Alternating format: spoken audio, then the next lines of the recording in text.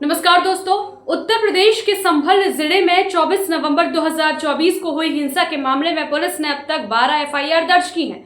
इस बारे में संभल के एसपी कृष्ण बिश्नोई ने जानकारी देते हुए कहा कि संभल कोतवाली में 7, नखासा थाने में 4 और एक केस मुरादाबाद से ट्रांसफर होकर आया है। एसपी ने बताया कि पुलिस मामले की पारदर्शी जांच कर रही है और फोरेंसिक साक्ष्यों के आधार पर ही कार्यवाही की जा रही है। उन्होंने स्पष्ट किया कि किसी भी व्यक्ति को केवल संदेह के आधार पर जेल नहीं भेजा जाएगा।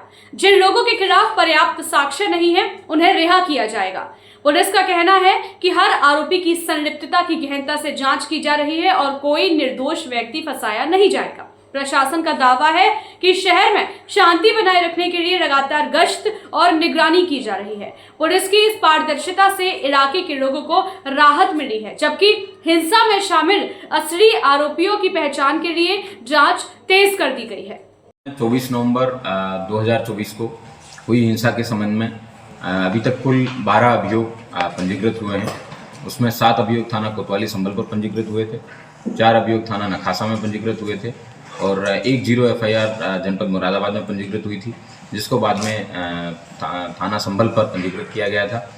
तो अभी तक कुल 12 अभियोग पंजीकृत हुए थे। उसमें से 6 अभियोगों में पुलिस द्वारा चार्जशीट लगा दी गई है, जिसमें सबसे पहले जो 2 अभियोग जो लिखे गए थे उसमें हमारे उप निरीक्षक शाह फैसल जो कि दीपासराय चौकी प्रभारी थे, इनकी पर्सनल बुलेट और एक सरकारी लेपर्ड, इन दोनों गाड़ियों को आग लगाने का प्रयास उपद्रवियों द्वारा किया गया, जिसमें सरकारी लेपर्ड है वो जल गई और शाह फैसल की जो बाइक है उसको जलने से बचा लिया गया।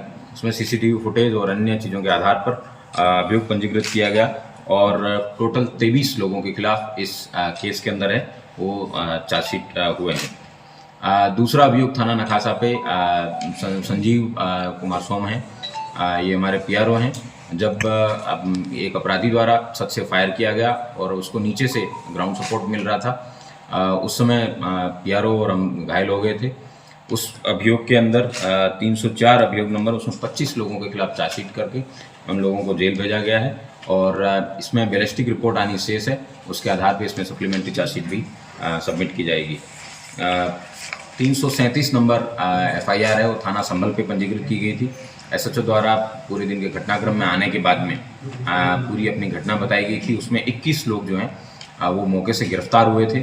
उन लोगों को जो नामजद अभियुक्त हैं उसके अलावा कुल 53 लोगों के खिलाफ ये चार्जशीट है सबमिट की गई है। एक हमारे प्रशासन के एसडीएम हैं जो उस दिन ड्यूटी पे थे, उनको पत्थर भी पड़े और उसके बाद में उनको फ्रैक्चर भी हो गया था। रमेश बाबू द्वारा अभियोग पंजीकृत कराया गया था, इसका 336 नंबर है, उसमें 37 लोगों को गिरफ्तार करके अभी तक जेल भेजा गया है। वहीं थाना कोतवाली में ही सीओ चौधरी अनुज चौधरी हैं, उनके पाँव में गोली भी लगी थी। जब उनके द्वारा लोगों को समझाइश किया जा रहा था, उसी समय फायरिंग में सीओ अनुज घायल हुए थे। 334 नंबर अभियोग में उसमें 38 लोगों के खिलाफ चार्जशीट करके लोगों को जेल भेजा गया है। और एक अभियोग 333 नंबर है जो जामा मस्जिद के पास में पुलिस के एक हमराई उसके पास से उसमें टीयर स्मोक और अन्य रबर बुलेट्स और अन्य कई प्रकार का एमिनेशन है, उसको अपराधियों द्वारा लूट लिया गया था, उपद्रवियों द्वारा लूट लिया गया था। 333 नंबर, इसमें 39 लोगों को जेल भेजा गया है। अभी तक इन सब 6 मुकदमों के अंदर शुरू से ही 36 लोग नामजद थे।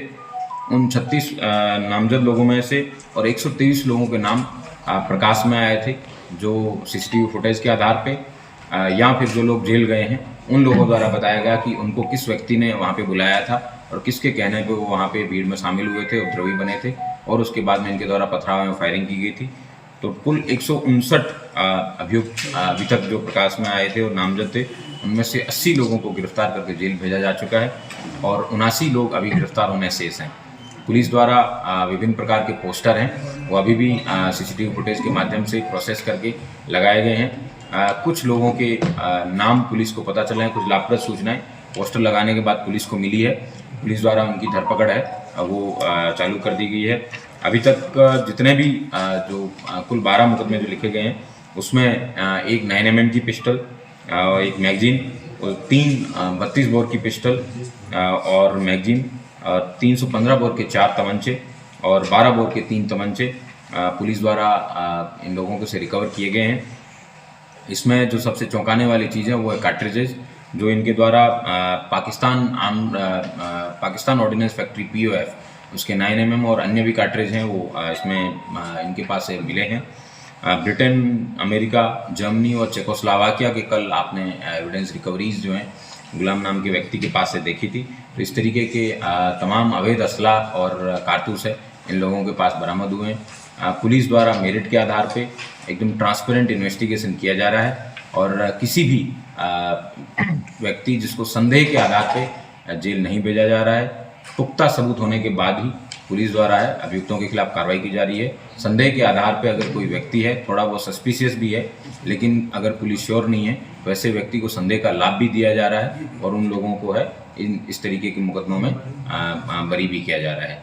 तो मैं उम्मीद करता हूं कि पुलिस द्वारा अभी तक जितने भी 6 अभियोग इनको चार्जशीट किया गया है, इसमें बैलिस्टिक रिपोर्ट आने के बाद में बाकी अन्य जो 6 मुकदमे हैं उनमें भी विवेचना करके अग्रिम विधिक कार्रवाई सुनिश्चित की जाएगी। न्यूज अपडेट के लिए बने रहिए हमारे साथ। नमस्कार।